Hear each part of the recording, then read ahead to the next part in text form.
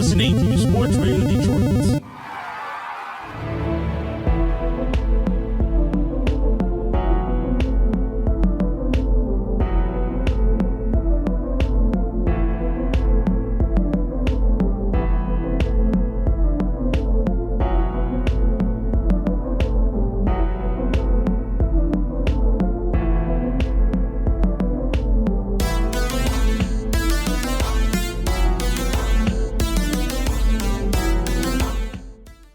Welcome to Grave Discussions. I am your host, Barnabas. And I am your spooktacular co-host, Samael. Yeah, welcome back, everybody, to episode 50. We're finally at that halfway mark. Oh my god. I know. And this one's called And the Award Goes To. And we're going to be discussing horror at the Oscars, past, present, and future. So that should be a pretty interesting discussion. The Oscars just happened this past weekend, and I'm sure many of you watched them. So, we're going to talk about that in our main segment. Yes, very excited for this one. But what do we have now, Barnabas? Well, as always, we're going to start off with the horror news. But we do have to give a quick shout out to Sports Radio Detroit, our hosts. Yes, our gracious hosts. You can find them on Twitter, Instagram, and Facebook. Those are their social media platforms, and that's SRD, Sports Radio Detroit, not Detroit Sports Radio. Get it right. That's right. And you can also visit their website, sportsradiodetroit.com, to check out all of the shows on the network, including Grave Discussions. So, yeah, go check them out, guys. But we are going to get right into what's been going on. And there has kind of been quite a lot going on. First of all, there's a pretty cool story here about a new Shudder initiative. And this is going to be a new podcast that's going to have full uncut interviews from Eli Roth's History of Horror. So that should be pretty cool. And I haven't gotten a chance to see the show yet, but I've heard nothing really but good things about it. So depending on like what kind of interviews and stuff are available, I think it sounds pretty sweet. I've heard a lot about Eli Roth's History of Horror. Even in these horror groups, a lot of the people are like, yeah, you should check out Eli Roth's History of Horror. And, you know, I don't think I've gotten down to it. But now that it's coming to Shudder, it's a little bit more easily accessible for me. I don't got to go to whatever fucking site to stream that shit and watch it. So, you know us with Shudder, so... Yeah, exactly. I mean, and I'm sure a lot of you have Shudder as well, of course. So, it's going to be on there. It says Friday, February 22nd, actually. So, it is already out. You guys should be able to access the podcast via Shudder, exclusively for members. And the first episode is actually Eli Roth's complete conversation with Stephen King. Oh my God. Yeah. So, I mean, obviously that one should be a really good one. Dude, now I want to watch it. We could probably check it out after this shit. Yeah, absolutely. I mean, basically anything involving Stephen King is interesting. Yes. And I, you know, like I said, I haven't seen the documentary, so yeah, I'm pretty pumped about it. I wanna give like two quick brief news because like I don't want to get too in depth into it, the ones we discussed like earlier. So apparently they're releasing a 3-hour extended version of Nightbreed. Oh yeah. And then also Blumhouse is looking into making Scream and Hellraiser movies. Yeah, I think we actually discussed that before. Did we? That one? Yeah, I believe so. But for some reason it's like circulating again. I don't know if it's like the same announcement or if there was like a new development. There could have been a new development, I'm not sure. I think I found it from Bloody Disgusting, but same place where I found the, Nightbreed's getting a 3-hour release, and I still haven't watched the regular one, even though I have it, but... Yeah, no, it's sick. I mean, I don't remember it super well, but I am interested to see like what additional scenes and stuff they put in there.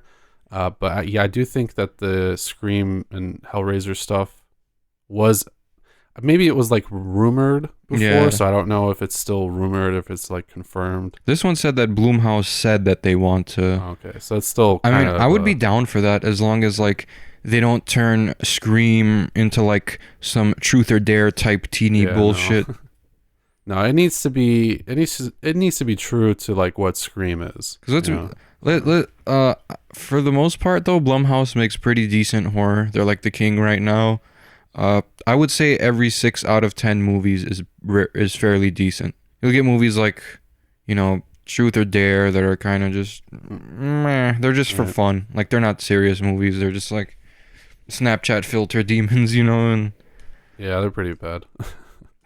But I mean, I agree. For the most part, they release pretty good stuff. So if they did take over those franchises, I mean, I think that would be pretty cool. But obviously, it would depend on like what direction they wanted to take it in. They would have to take Scream away from the TV show direction with the whole, because the Scream TV show had the same type of vibes as 13 Reasons Why. Same type of high school, same type of characters, all of that. So it was very like modern, teeny kind of stuff, which I mean, I guess makes sense, but at the same time it like primarily appeals to that age range. I mean, which is honestly typical of most horror that's based on like reality and like schools and stuff like that. 80s slashers appealed to teens in the 80s, but to like small town suburban teens, like yeah.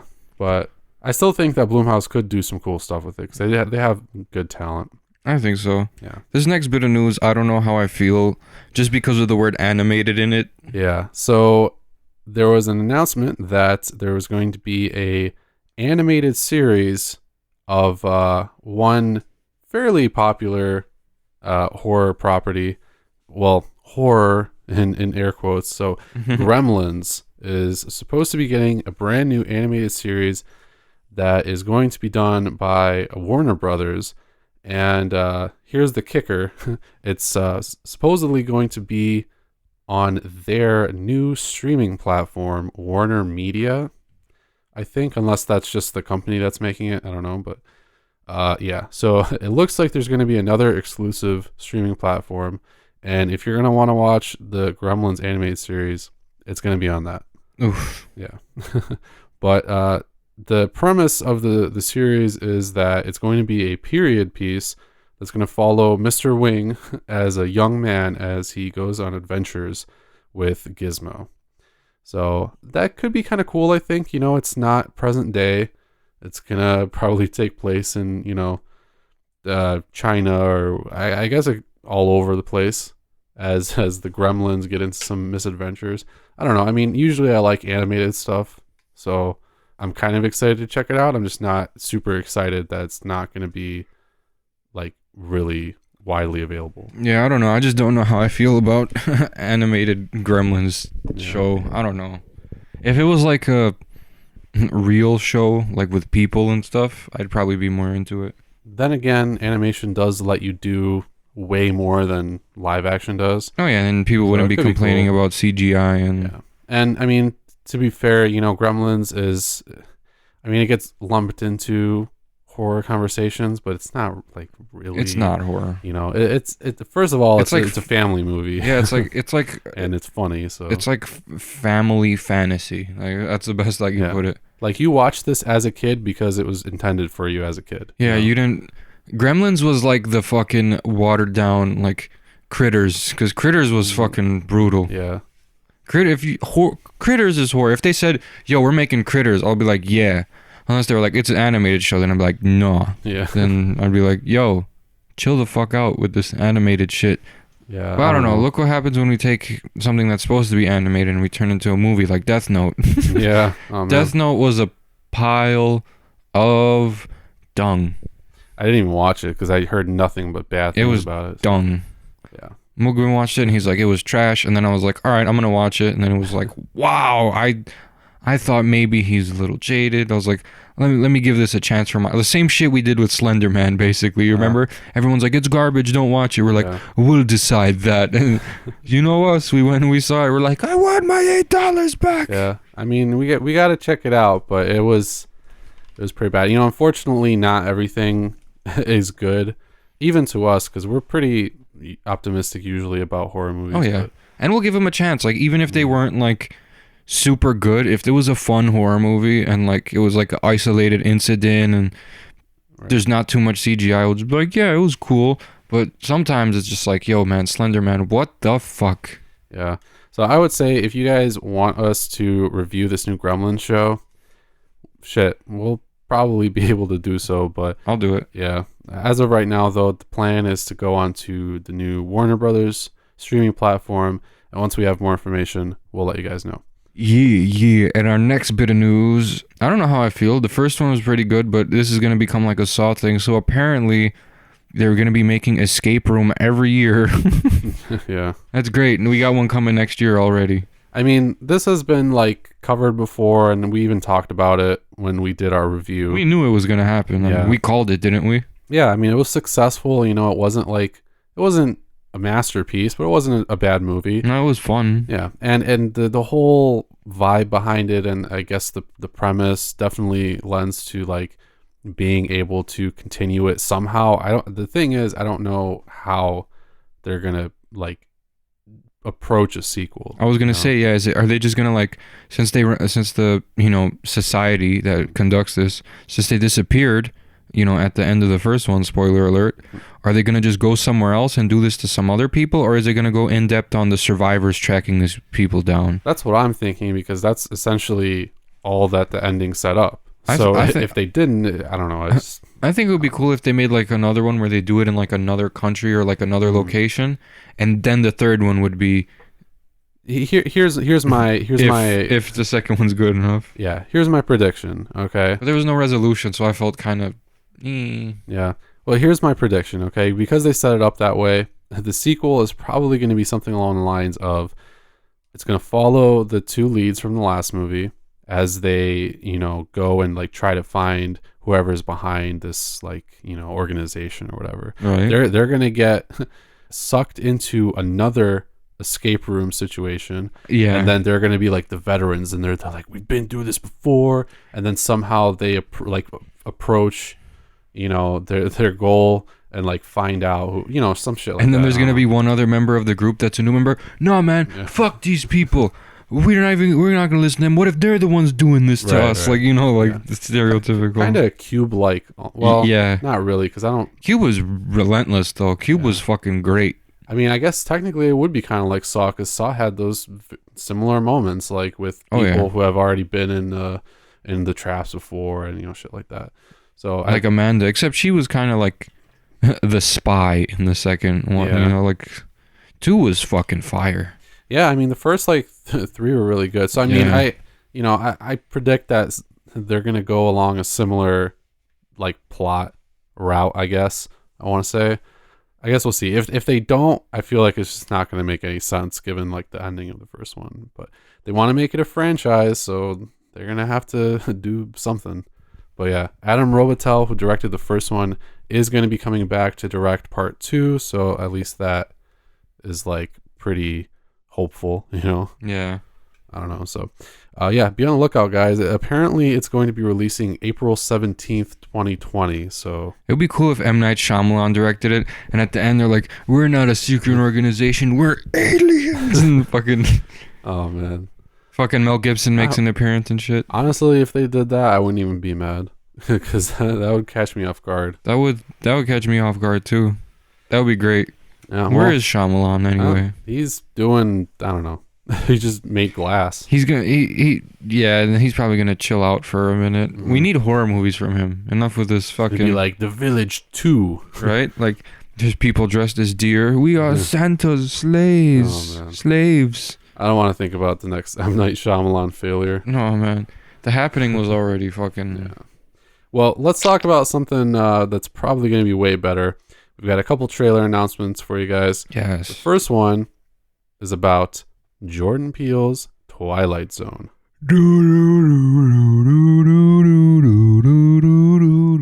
This one releasing April 1st on CBS All Access. The trailer is out, and... what I like about the trailer is that it kind of shows you a lot, but it really doesn't show you anything. Yeah. It just has lots of like little clips from presumably different episodes, but it really doesn't give away anything really as far as like plot or anything like that is concerned. But one big takeaway is that the Adam Scott led Nightmare at 20,000 Feet, like, I guess, reboot, really doesn't look anything like the original at all. Really? Yeah. Because he's like outside of an airplane in almost every clip we see him in, and there's a bunch of crazy shit. So it's not going to be exactly like it, at least as far as like this trailer shows. But yeah, it would be crazy if it was in black and white. That would be like doesn't seem to be. I know, but it would be dope. They honestly, I wouldn't put it past them to do like one episode in black and white, but everything is in color. I don't know. That would be a trailer. Just make one episode black and white and use like really old like 50s style cinematography. You know, Yeah. like only medium shots, like no panning shots. Like that's it. Like Yeah, I can see it now. I mean, hey, I wouldn't put it past him because he loves the show. oh yeah. So maybe we'll get like a cool episode where that happens. But yeah, I don't know. We'll see. I really couldn't tell what was happening in like any of these stories, so I'm pretty excited to go into it. Yeah, the fact that it was vague is perfect. Yeah, April 1st on CBS All Access. The next one is called The Field Guide to Evil. Ooh. And this is coming out March 29th, apparently all over the world. And this one actually looks dope. It's a horror anthology. There's 8 chapters in this anthology, and they're all based on like folklore that's native to 8 different countries around the world. And there's 8 different directors from all over the world, including the director of The Lure. I think the director of Baskin as well. Oh shit. Is supposed to be directing one of the segments, so Pretty excited. yeah, it's only Horror anthologies are making a comeback. Yeah, so March 29th, be on the lookout. And the last trailer is for a new documentary that you can argue has relevance to horror or not. I think it does. It's a trailer for a new documentary called Hail Satan? Question mark? Yeah. So this documentary is basically about kind of the come up of the Satanic Temple in America. And it's pretty cool. It actually has like a humorous side to it because as they talk to a lot of these like Satanic Temple members, they're actually pretty funny kind of, and it just has a very like humorous tone to it, which is kind of weird considering this topic. But I think it's meant to basically say that like, hey, we're not, bad people.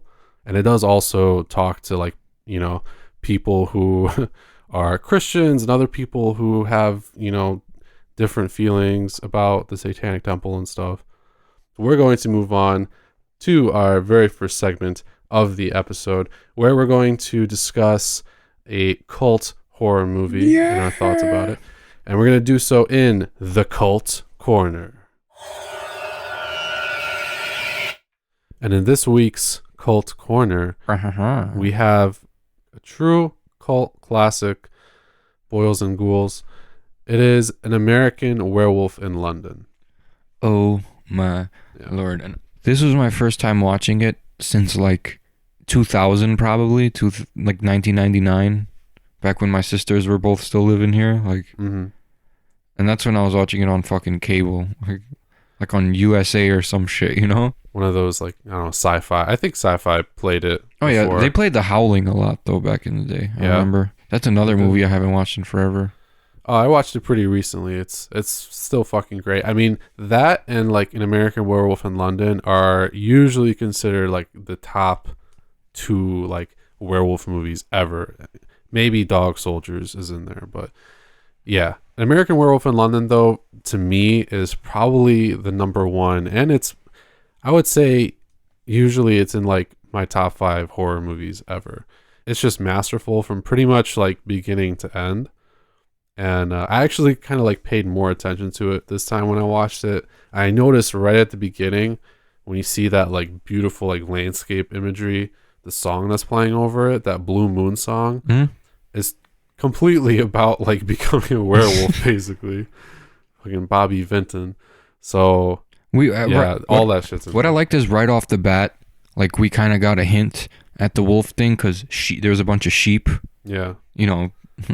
And the slaughtered lamb Yeah. as well.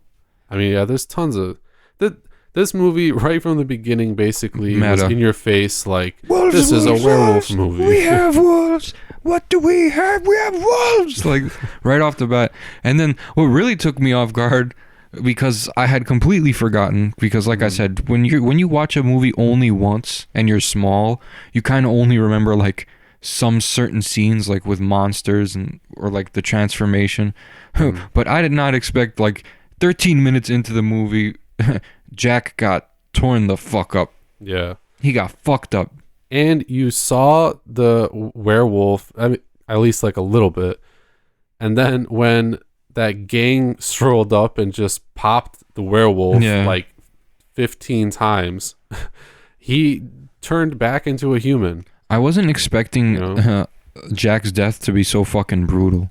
Yeah. For like an 80s film, right? This was fucking ridiculous. And it came out of nowhere too. They were just like running. You didn't see anything. They were looking around. And then basically it was just super sudden. It was just boom. The werewolf was there and he like fucking like snapped on Jack's neck and took him down, and then David just started running away. Yeah, I don't blame him. I don't blame him either. That's a fucking... Bro, if a bear attacked me, I'd be screaming at you to get the fuck out of here. Yeah, like, if I didn't have like a gun, like a 12-gauge shotgun, exactly, or something, run. What the fuck? Yeah. What are you gonna come up to with a fist? Come here, buddy. Come here. Like you're fucking Popeye or like, something. You know what's gonna happen? I'm gonna attack the bear, and then we're both gonna die. He's gonna kill you and like claw your neck out or something, and then he's just gonna throw me off like I'm a 12-pound child. Yeah, exactly. And fucking maul me, and then we're both gonna be dead. But I mean, this movie, like we were saying, right off the bat, just tells you it's a werewolf movie. Oh yeah, and tells you that it's a comedy. I mean, just the dialogue between David and Jack. Oh yeah, right off the bat, it's hilarious. I love her. You want to fuck her? Like, and then they told that like knock knock joke. Oh yeah, you gotta start it. He's like, knock knock. Who's there? Who? Yeah. He's like, no. That was, I don't know. That was funny. I did that to someone before. I was like, all right, I'm gonna tell you a knock knock joke, but you gotta start it. They'd be like, okay, but all right, go. They're like, knock knock, and I'll be like, who's there? And they'd just be sitting there for like 10 seconds, like, you son of a bitch.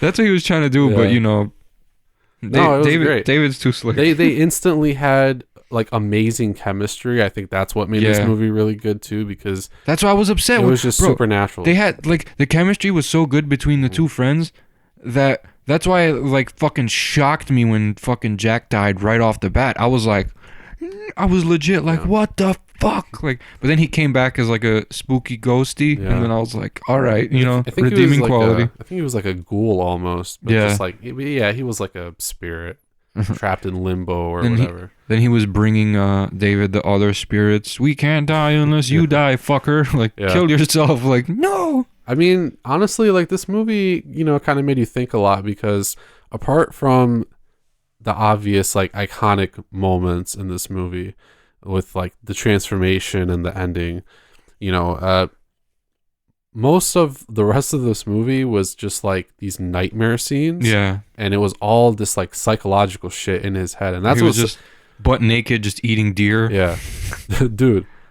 Or when the classic scene with the fucking Nazi werewolf mutant they things. Just broke through his fucking door. They killed his entire fucking family and like set fire to his house, and then like they had him by knife point and just forced him to watch. That shit is scary. Imagine watching that as like a 7-year-old, bro. I mean, like, dude. That was some shit. That would be insane. It was a funny dream though. I was like, why are there werewolves shooting up his house? But the makeup on those things, dude, that was so incredible. I thought it was dope, especially for like 1981. Mm-hmm. Let's be real, because honestly, anything that wasn't Savini back in like the 80s was usually like shitty special effects. Yeah. So, I mean, look how ahead of its time the Friday the 13th movies were in like terms of like the gore and like the realism.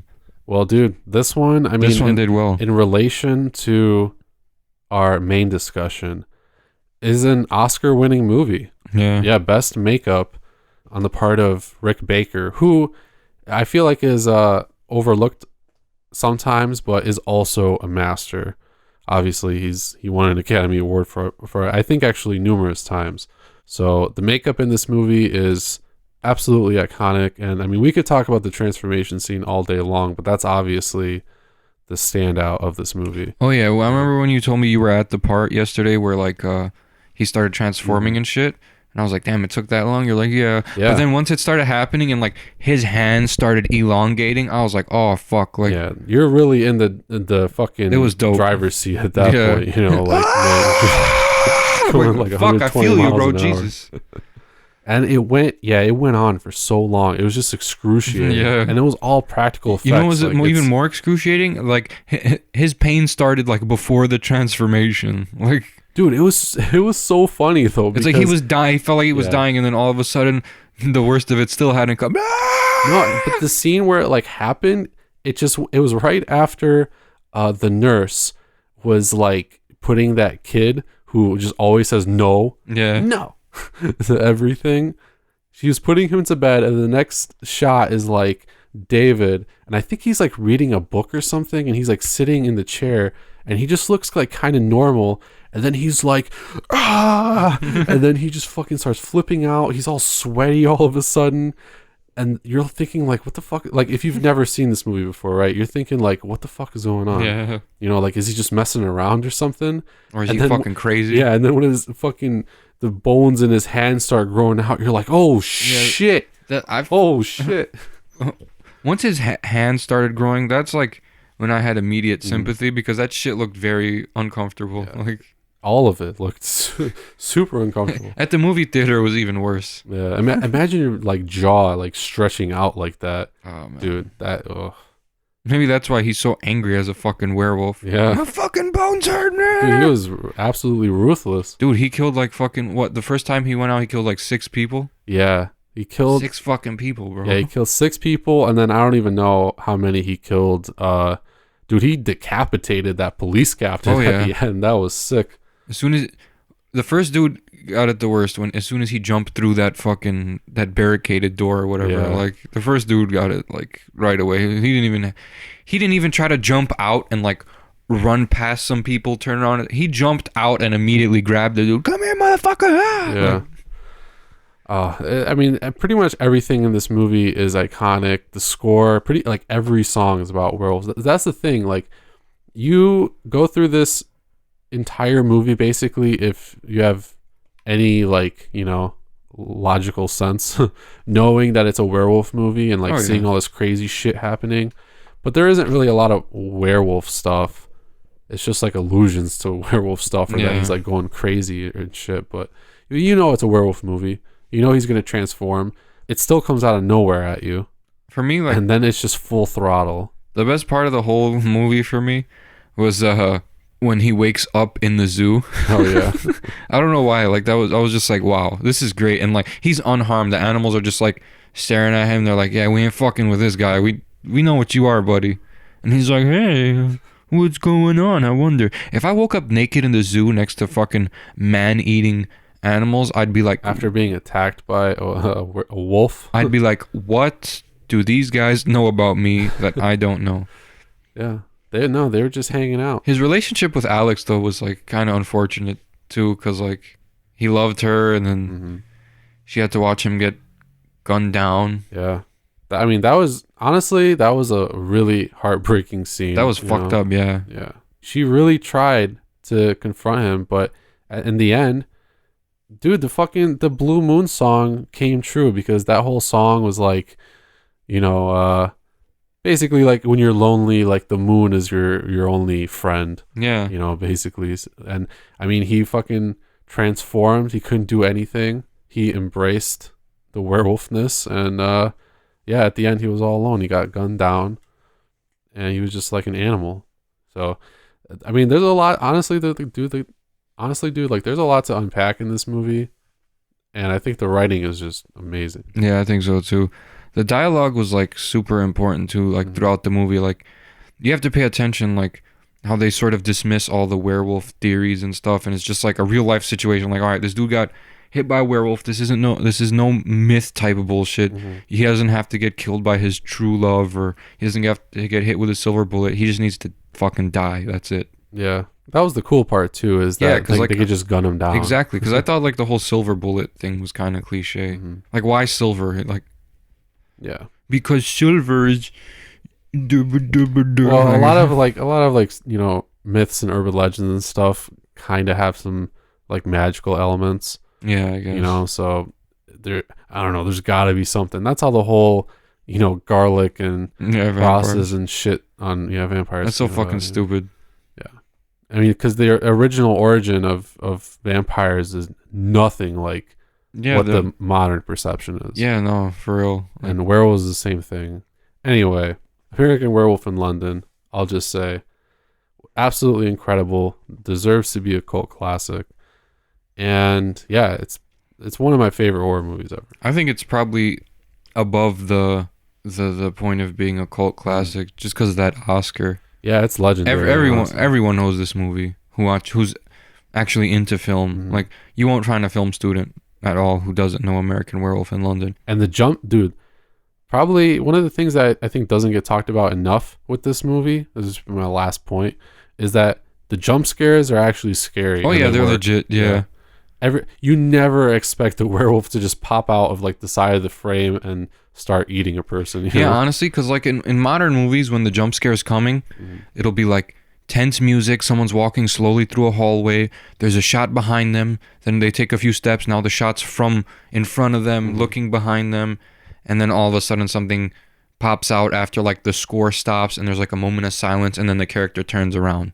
This one, like right off the bat, we're running from something, we don't know what it is, and then it just jumped out and it's like kind of indicative that something's gonna happen, but you never know when. Yeah. Like later on when that one random couple is like walking along, and for some reason they're like, yeah, let's go all the way around to surprise our friend. And of course they go around, the guy, like, I don't know, what is it, like, does he hear something? I think so. Or, yeah. And so he like goes off to look, and then he's like looking, so you're like, okay, so and then boom, like he just pops out of the That was side the of best. frame. Yeah, that shit was great, dude. Like, it's the jump scares actually work, and I think that's definitely like one of the biggest benefits. They're actually out of the blue, like. Yeah. Well, and like you mentioned, obviously the Oscar for best makeup of that year, and it had to have been, honestly, like, because there was some else. Dude, like, it looked legit. Like, when he was getting tore up by the wolf at the beginning, my shoulders were like, I kind of put my shoulders up, like, you know what I mean? Like, I was kind of like, not cringing, but like, oh shit, like. Yeah. And then especially since it was serious. Since David started running away too, I was like, oh my god, he's getting tore up like that, and you're gonna just fucking run away. Yeah. Like, the very next shot that we saw of Jack, that was fucked up. I mean, he was brutally like butchered. It was fucked up when David woke up in the hospital. He's like, where's Jack? Like, eesh. But all around, just amazing makeup and everything. And actually, a lot of horror movies in general have mainly won Oscars for makeup and hairstyling and all that, and sometimes like art direction. But we're gonna expand on that topic a little more in our main segment. But first, a couple words from some other SRD shows. Hi, this is Chris. And this is Roger. And if you like Tigers baseball, Major League Baseball, minor league baseball, analytics, pop culture references, movies, sports, food, check us out. Look for Tigers SRD on iTunes, Google Play, or Spotify. Hey, what's up, everybody? This is Jeremy Bryant. Catch me, E, and Brian on Pearson's Piece, 8 to 9 a.m. on Sports Radio Detroit Network, CRB, on Spotify, iTunes, anywhere else you can find podcasting.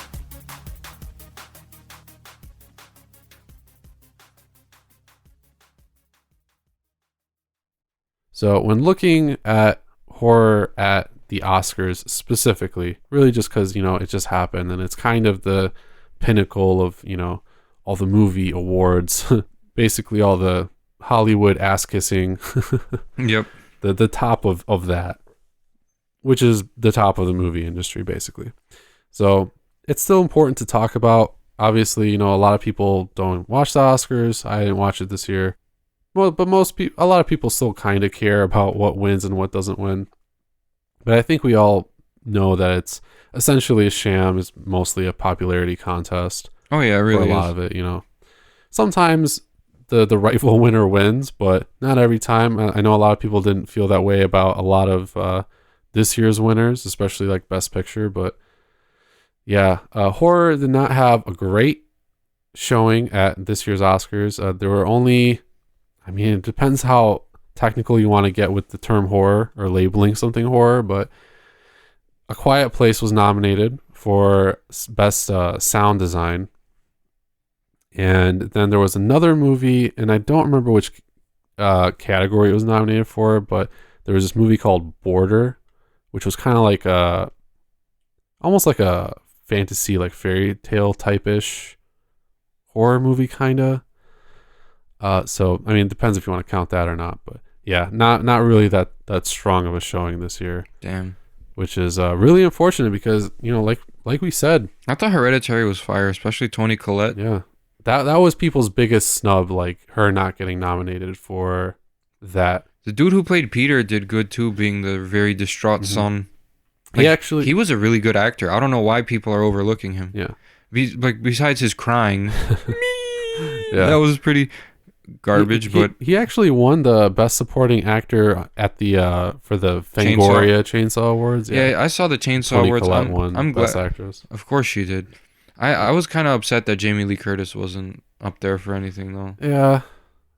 But she kind of didn't have enough like dialogue in the Michael movie. She had like her. Yeah, I just feel like she didn't really have that big of a presence almost. Yeah, her granddaughter was the main character in that, you know. So I mean, like she was there, but that's a whole other discussion. But I kind of agree.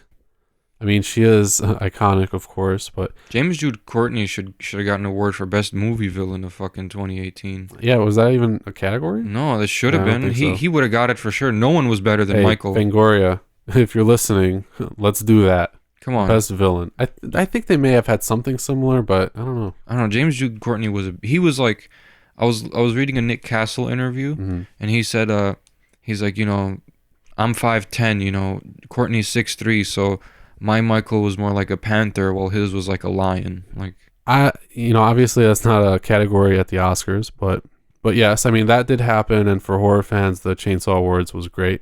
The Oscars, not so much though. So, you know, if you know anything about horror at the Oscars, or really anything about the Oscars, it's, I don't want to say like elitist. I mean, it kind of is, obviously, because everyone in that room is rich, but I mean, it's very centered on like drama, and I mean, not even necessarily artistry. It's just a lot of really like safe dramas, with power, no doubt, powerful performances, but like, I don't know, like it's like Manchester by the Sea and Green Book. Like, I think most of those movies are trash, mainly because like they're uninteresting as fuck.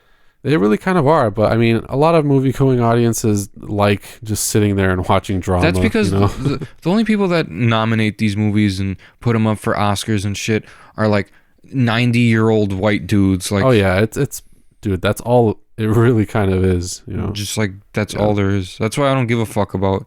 I mean, look what, bro, Leonardo DiCaprio won his first Oscar recently. Yeah. Recently, bro. I know. And he's one of the GOATs. There's no doubt that a lot of it is a popularity contest, of course, if not all of it. I mean, there's been stuff that's won before. I mean, obviously, a lot of the horror stuff that's won arguably should have won. This one I super agree with.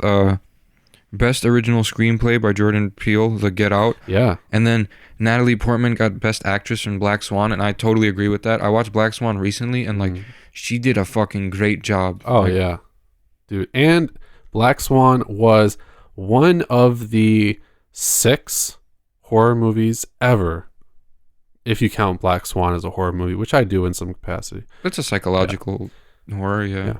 Ever to be nominated for Best Picture. And I mean, it was done very well. That's probably one of my favorite horror movies. And see, this is the thing. There was an article I read when I was reading about like the history of horror at the Oscars that really kind of said it, I think, right. A lot of horror that is able to come to the Oscars that does well actually is horror that kind of disguises itself almost as non-horror. Yeah. Black Swan is a perfect example because it is largely drama. Silence of the Lambs, the only Best Picture winner in horror history ever. I mean, it is a horror movie, but you know, it's definitely, I think, billed as like a crime thriller, yeah, that kind of thing. And I mean, there were some other ones, of course, The Sixth Sense. It's still a safe movie. Did Jaws ever win anything? Jaws actually won Best Film Editing, Best Original Dramatic Score, and Best Sound. Because I was about to say, because that was fucking fire. Yeah. And Jaws is a horror movie, by the way. Oh, it is. For all these assholes. It's an adventure. What is that? What is adventure? Is that really a genre? I'm gonna challenge you to not be scared when a shark is coming at you with its mouth open. Bro, anything eating you is a horror. Yeah. Anything. I don't care if it's a regular old lion. You getting eaten by a lion is horror. Anaconda is a horror movie. Anaconda. Sorry, folks. I love Anaconda. Dude, I used to watch that when I was like in first grade. Mm-hmm. Like I had it recorded from the USA Network onto a tape, onto a VHS. Oh, dude, that shit is great. Dude, Anaconda was sick. Anything with a monster. Lake Placid. Honestly, anything with a monster or like a creature or animal eating you is horror. I don't care if adventures. Well, what's an adventure movie? Tell me. It's either comedy, horror, drama, or action. Okay, there's nothing. But Jaws was pretty realistic. Yeah, it was. That's why it was fucking a lot of people horrific. really enjoyed it. And it was Steven Spielberg too. So, I mean, you know, at that point, people knew that he did everything pretty much. Oh yeah. So, but then you know we had stuff like The Exorcist nominated for Best Picture as well. And won for Best Adapted Screenplay and Best Sound Mixing. So there has been a lot of success throughout the years, actually, when you really look at like who's been nominated and who's won. But just like the overall representation is not usually there. It's usually like one or two movies, if any, that make it. And yeah, I think it's just those like old heads perception of, you know, like what is a good movie, because if they see a horror movie and they see people getting butchered or crazy shit happening, then they're like, oh no, this is blasphemous. Yeah. You know, like, come on, man. Like a lot of horror movies are actually really impressive displays of filmmaking. I'm surprised like shit like Antichrist didn't get like an award, because that was a really strong fucking movie. Oh yeah, absolutely. It was super, super creative. The cinematography was really innovative. Dude, and like the vibe of the whole movie. Yeah. Like I don't know what it was about that movie, but like there's something sinister, like just waiting on the same level as Willem Dafoe and his wife in that movie. Like there was something there. You know what I mean? You just can't pinpoint it. Like like when they went to that cabin, like it just felt like there was something wrong, like in the air. It's about chaos reigns. I know that part was, you know, but what does the fox say? The fox says chaos reigns. Yeah. But still, though, the rest of the movie was like very disturbing. And then I think the violence is there to just justify like the whole dark tone of the movie, to let you know that there's actual like danger. Of course, it was allegorical and whatnot about like toxic masculinity or something. Yeah. Even though like she's the one who let her son die, but you know. Speaking of like stuff that you would have liked to see nominated, I probably can think of a few. I mean, I guess I would say, I don't know, Reanimator was really good as far as like the practical effects go. I would have liked to see that nominated. That would have been dope. Yeah. What else? I mean, From Dusk Till Dawn had amazing. I don't know why Halloween didn't get as anything. well. That's probably like one of the greatest horror movies ever created. Yeah. I don't know what other movies were nominated for Best Picture in that year, but I mean, I don't know if I would have nominated Halloween for Best Picture, but at least for like, you know, some kind of effects category or like or something, you know. Jamie Lee Curtis Best Supporting Actress, or like something. Yeah. Or Loomis, for God's sakes, Donald Pleasance. Yeah, Best Supporting Actor. Yeah, dude, I don't know. I mean, I feel like there's definitely been a lot of snubs throughout the years. On it, actually, the best makeup category really came out when American Werewolf in London won it. Really? So it was like, 1981, 82. That was like when that category showed up. There's been movies that have won for like art direction, but really when you look at these movies that have been like nominated or won, they're just like the best of the best. Psycho, You know what could have really Rosemary's Baby. won an award if it was like mainstream? Incident in a Ghostland.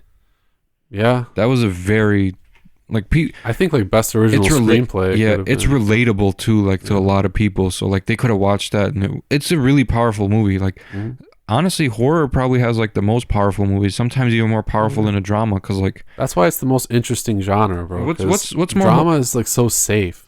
what's more horrifying? Oh, drama. Someone broke up with you. Your kid got kidnapped. Honestly, How about horror movie? Your family being murdered in front of you while they hold your eyes open. Yeah. You know what I mean? when people were talking to me about like A Star Is Born and Bohemian Rhapsody and stuff like that, I was like, yeah, I'll probably watch it at some point. I still haven't watched them because when I see like a horror movie or a comedy that looks more interesting, like it's gonna intrigue me and stimulate my brain Yeah.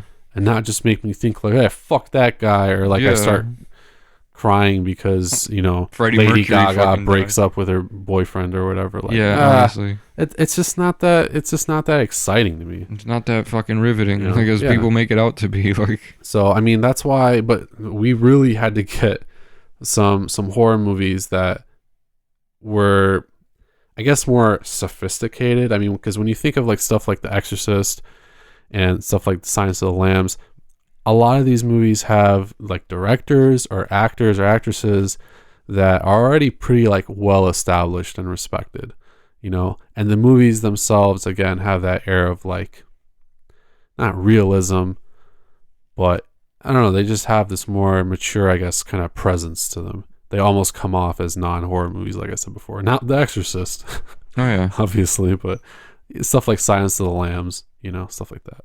Black Swan. So even Get Out in some respect. I mean, then you got to say even The Omen too, because there was nothing really scary other than like coincidental deaths. But this is a devil child. Right. They never they kind of made it seem like in The Omen, at least, like, and I know we just talked about this recently. Yeah, all this weird stuff is definitely happening, but it was never 1000% like, yes, this is Satan's child. This is the Antichrist. It was just more like horrible things happening to people. It could have just all been a coincidence. That's the thing about this. I mean, when you see that 666 on his scalp, though, that's kind of weird. That's weird, but that's just there because that's what the script said. You know what I mean? Yeah, sure. It's another one of those the Prodigy things, Yeah. For convenience. It's like for it to make super sense. arbitrary. Yeah. No, I get you. But so I mean, I guess that's why The Omen wasn't nominated for writing. Oh, yeah, it was or anything, nominated for the music. Yeah. The Ave Satani. It did win Best Original Score, but it did not win for Ave Satani Oh, for really? some reason. Yeah, which is stupid because that's included in the score. Yeah, that's like, Dumbasses. bro, that's like the fucking best part of the movie. Yeah, I mean, I will say the people at the Academy are not that smart. They're not bright at all. Yeah, I mean, I'm glad that these movies have won, but honestly, Alien got best it visual really- effects. Oh yeah, I mean, dude. And rightfully so. I'm surprised The Thing didn't get anything for visual effects. I am very surprised as well. Dude, The Thing had some of the best special effects of the 80s, if not the best. Yeah, I think it might have been. Wasn't it released in 81? Yeah. I think it was the same year as Or was it American Werewolf 82? in London. Yeah, it was one of those years. But so I don't know. It may have lost out to American Werewolf in London for all we know. But But it was... I'd have to research that. The But Thing was strongly hated, though, when it came out. oh, dude, I would. Yeah, I guess you're right. Yeah, it really. That's a movie that really developed a cult following, like later on in its life cycle. Not just a cult following. Now it has, like, a... Yeah, now it's big considered one following. of the best. Yeah, because, like... It was just one of those things, man. Just like Halloween. When Halloween came out by John Carpenter, the first week, they didn't make shit. Then the second week, word of mouth spread, and then the movie became a fucking hit. Yeah. Well, we're going to have to see what happens with horror at the Oscars because the last few years have actually not been super kind, at least in that respect. We had A Quiet Place this year and Get Out last year. Before that, we hadn't seen really any horror movie even be nominated since Black Swan, which was 2010. Yeah. And before that, Pan's Labyrinth, 2006. Before that, The Sixth Sense, 1999. And that was the last time before Black Swan that a horror movie had been even nominated for Best Picture. So pretty wild. and we haven't seen one Damn. since last year. Hopefully we see one again. I think there are going to be some good horror movies coming out this year. So honestly, I would like to see better representation at next year's Oscars. I hope so. Yeah, but if the trend follows, then Maybe some of the adults from It Chapter 2 will get some awards. yeah, could be. I mean, I think if that movie is really good, I think it's going to be like really good. So I hope so. At least makeup or something, because there's some crazy shit that happens in like the second part of the book, as we kind of know. But I think horror is headed in the right direction if it wants to be Oscar worthy, because as we've seen from previous nominees and winners, you kind of have to be more along that, drama kind of fence. Oh yeah. But That's how Black Swan was. So. Yeah, stuff like Hereditary, I mean, it's already kind of heading back in that direction. So Oh yeah. There yeah. has to be some sort of like family struggle, I would say, Mhm. for anything to get nominated. Family or like romantic struggle or financial struggle. It never has to do with like losing your life. Like it's never Right. something that serious. Yeah. I think people are just scared of horror films. Like I talk to some people that don't like horror movies. Why don't you like them? Because I can't sleep at night. That means you're Dude, I don't know. I mean, a lot of people just view it as like an inferior kind of thing. I don't know. I guess that's the perception, but it is changing. I mean, that's why I do like where horror is at, because perception of it is changing. Like, you're still allowed to do like monster movies and cheesy movie, like Dude Bro Party Massacre 3. That was actually dope. Like you're still allowed to do stuff like that, but if you want to be Oscar worthy, you gotta be a little more sophisticated. I think so, yeah. So that's what I think is probably gonna win the next at least nomination for a horror movie for like Best Picture or something. But I mean, we'll just have to see where it goes from here. Hopefully. Yeah, 2 years back to back though, there's been at least one horror movie that's been nominated. That's not bad. So I'm gonna call it right now. Us is gonna get a nomination. dude, yeah, I hope so. Probably for either Best Actor or Best Actress. Yeah, actually, I think that's pretty safe, because I mean they're both really good. Yeah. And even the kids, like it could be a supporting actor or actress thing. Who knows? Maybe even score. Yeah, something. I mean, it is an original screenplay. Yeah. So shit, he might win 2 years back to back. Who knows? That'd be crazy and unheard of. Speaking of which, though, Jordan Peele was, of course, the first black screenwriter to win the original screenplay award, and that is really important. And we're going to be talking about pretty much that subject in this week's chopping block. This week's chopping block, we have not exactly a film, but a new horror documentary that we have talked about before, Horror Noire. Yes. Includes appearances from Jordan Peele, Tony Todd, amongst others, and even the director of Tales from the Crypt, The Demon Knight. Ernest Dickerson?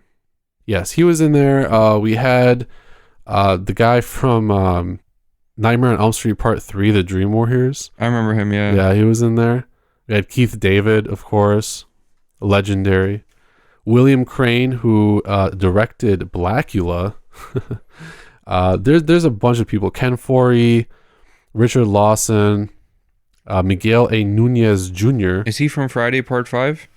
He was from Return from the Living Dead. Miguel Return A. of the Living Nunez? Dead. Yep, with the bandana and the leather jacket.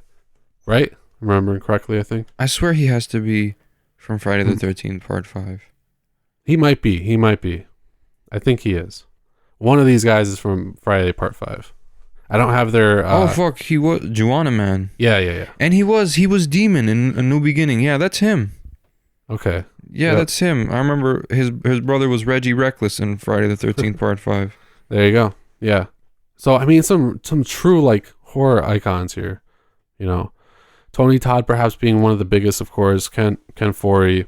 And then we had a bunch of, like scholars. There were a couple of people that ran, like, horror websites, like blogs and stuff like that. Authors. So it's it was a really cool lineup of people. I thought everybody was really knowledgeable on horror and black people in horror, because that's what this whole documentary was about. It was about the history of black people in horror movies. But it kind of transcended that, you know.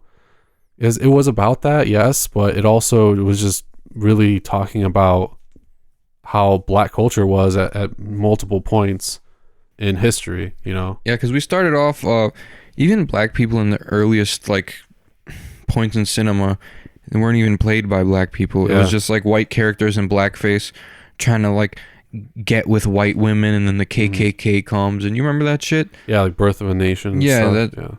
And then finally, you know, black people finally started being actual black people in the movies, but they would make them like fucking voodoo priests and really negative views, like servants, or like basically, or like if they didn't want to put black people in the movie, they would just like make the antagonist like a creature, and it would be just like a darker creature. Like, yeah, I think they talked about King Kong a little bit, because obviously that wasn't a black person, but you know, it was perceived as King Kong, the ape, was, you know, intended to like be the black menace, you know, that's destroying the black person as basically. And that was one of the movies that was highlighted, but they talked about a bunch of different ones. There was one, I think they even talked about like Creature from the Black Lagoon, kind of, because they portrayed the creature with like these big lips and stuff like that. And, you know, it was like the 30s and 40s. So, I mean, obviously there was a shit ton of segregation and racism against black people back then. But, you know, and then so they talked about that. That was super interesting, because I really didn't connect a lot of that stuff, especially not to horror movies. Yeah, no, really, I never even thought about that. Yeah. Like, and that's the crazy part. I mean, us as white people, like we don't really consider that when we're watching these movies. But yeah, no, but when you think about like when a lot of these movies were made, and like how a lot of people were racist back in the days, when you kind of learn that, it kind of like, oh man, it kind of, I wouldn't say ruins it, but like it makes you look at things like super differently. Oh yeah. I mean, ever since I really started thinking about that stuff, when I watched other movies like Casablanca and even the old Bond films, how they were misogynistic and stuff like that. I mean, I have started noticing more things like that. And I mean, this documentary is definitely going to make me think about a lot of horror movies, like very differently. The thing I like that they pointed this out. There's always like a black person willing to like risk their lives for like white people, like, and that's like their whole main purpose in the movie. Like that one lady committing suicide in Annabelle. Yeah, I never thought about that, and that was a great fucking point. And now I won't be able to stop thinking about that. You won't be able to ever watch it without thinking about it. Now I'll be able to like pinpoint it, like anytime it happens. Like it wasn't Night of the Living Dead where like black dude's in charge. He's like, no, you do what I say or you get the fuck out. Yeah, Dwayne Jones. Yeah, it was more like my sole purpose is to make sure you stay okay. And that kind of goes back to like the older movies where like black people were like played as servants and you know, field workers and shit like that, like all that yeah, dude, old fucked up shit. Night of the Living Dead was really like the first movie where the black person was the hero. Yeah, where they were like the lead, you know. So it was revolutionary, and that was at the very end of like the 60s. So we get into the 70s, and you know, this is basically how the documentary sort of progresses, really kind of highlights these particular moments in time and talks about a few specific movies from that like era. So after Night of the Living Dead, we had the 70s, we had civil rights protests going on in America, you know, the entire civil rights movement, war protests, you know. So it was the perfect time to make these blaxploitation movies like Blackula and all that kind of stuff, just portraying black people as, you know, a completely different light, as, you know, ass-kicking gangsters and stuff. I mean, they even pointed out though that even these movies didn't exactly paint them in a good light, because they were, a lot of times they were portrayed as like pimps and stuff like and that, hoes and stuff. Yeah. And I remember one of them mentioned one time a white guy walked up to him and was like, yeah, you look like a pimp, thinking that was a compliment when really it's like, it's not. I think Keith David was the one who said that. Yeah, it was. Yeah, I mean, it's absolutely crazy. That whole era happened, and I actually really liked that segment of the documentary. I thought that was cool, because I have seen Blackula, And that was one of the big ones. And that was one of the better ones too, because it was directed by William Crane, a black man, who was like the only black person on that set. I was really intrigued when he was telling that story, you know. And yeah, he just made a film about this like sophisticated black couple who, you know, get basically fucked over by the white man, and then he's a vampire. Oh yeah. Yeah. And then he's the antagonist. But it was interesting. Blackula was more like a positive movie for black people. Kind of, yeah. Like the other ones, like I can't think of off the top of my head, but like the ones where they're played as pimps and all that, you know, gangster shit, like, and that makes society see them as that, because people don't know what society's really like because they don't interact with everyone. So they go to like Hollywood and the movies to see like, oh, what's so and so, you know, what kind of people would they be like? And then they kind of take these movies a little too literally and be like, oh, black people are pimps and gangsters, and they get this sort of like skewed view of them just through Hollywood. And even nowadays, like, it's through social media and shit like that. So yeah.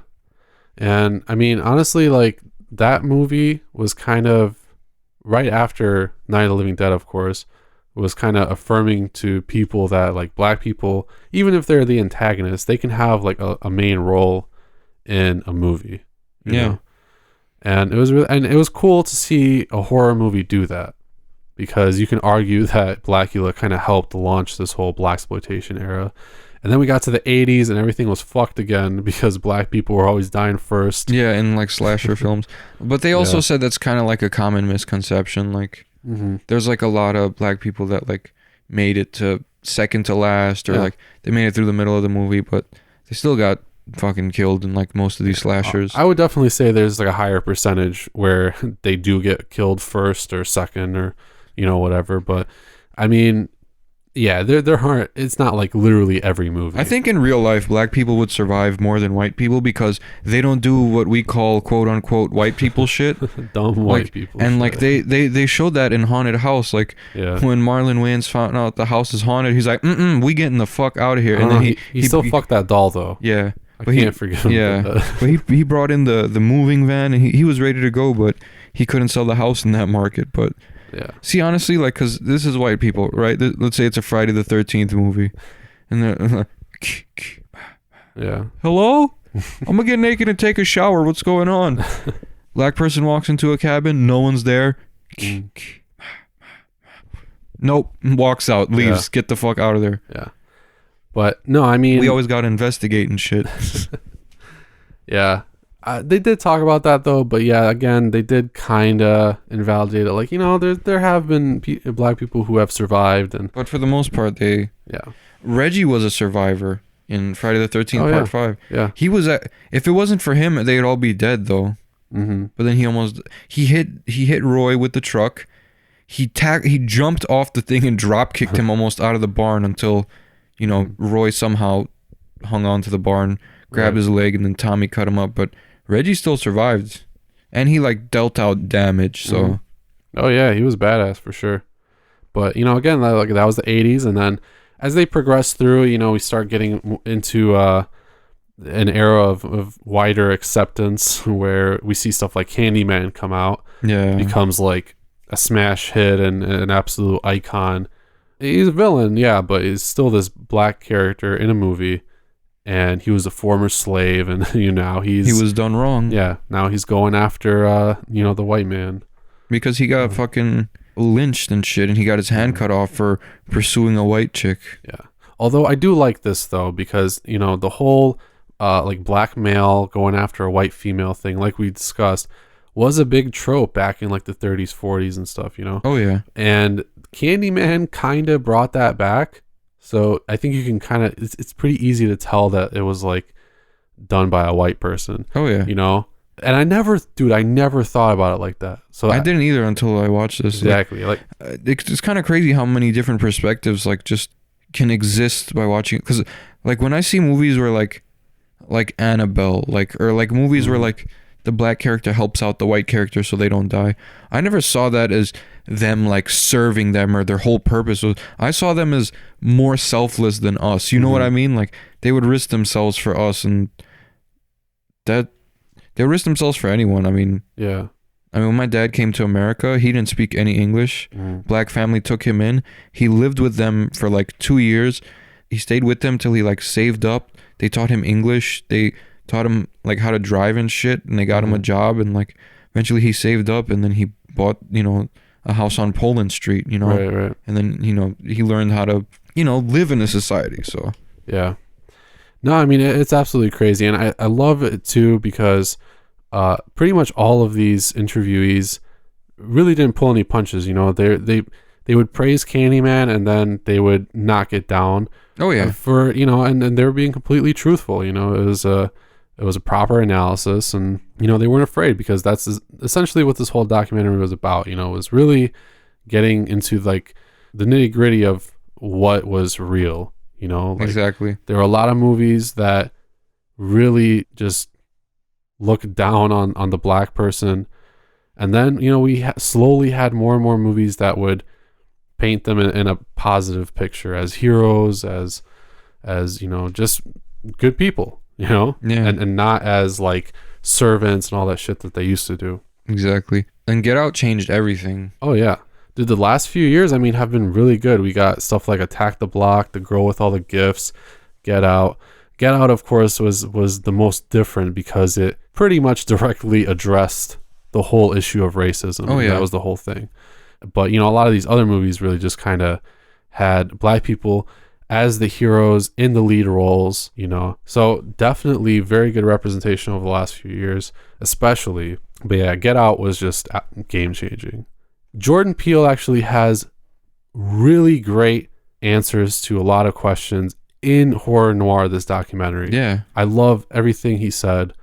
And The man's smart as fuck. Oh, I yeah. don't care what any of these fucking Rob Zombie fans say about him. and if you're not a racist and you really listen to like what he said and why he made Get Out and why he did the things that he did and made creative decisions, like letting the main character live at the end of the movie, and the other black man comes and saves him, you know, Exactly. like his friend.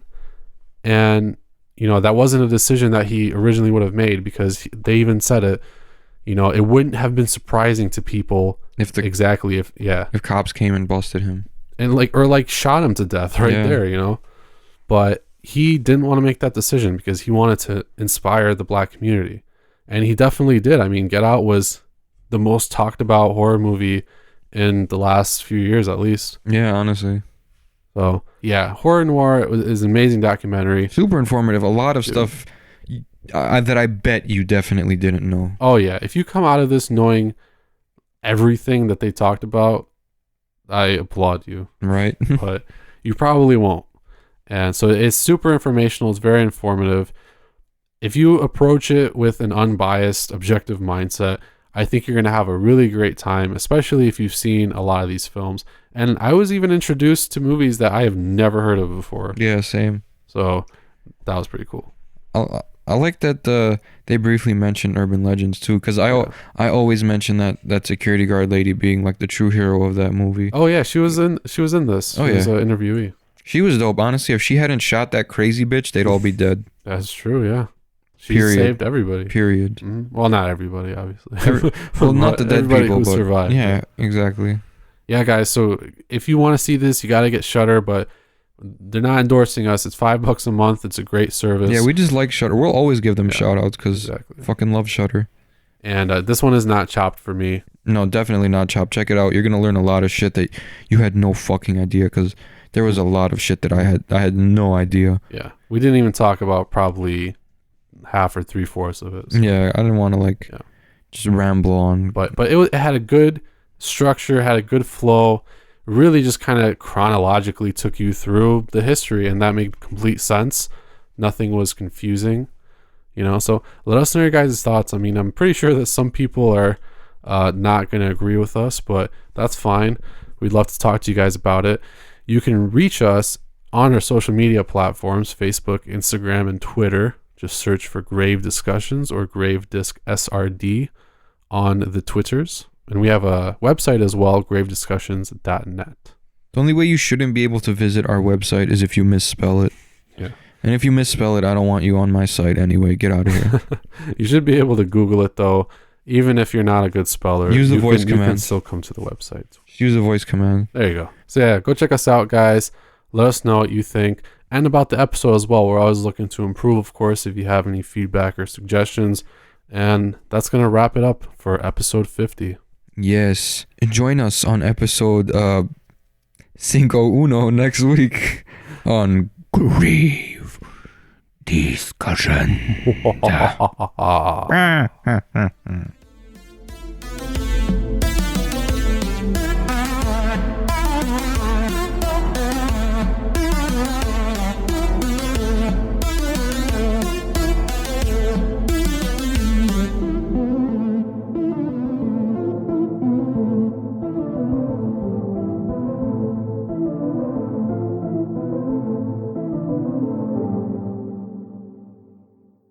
This has been an SRD production.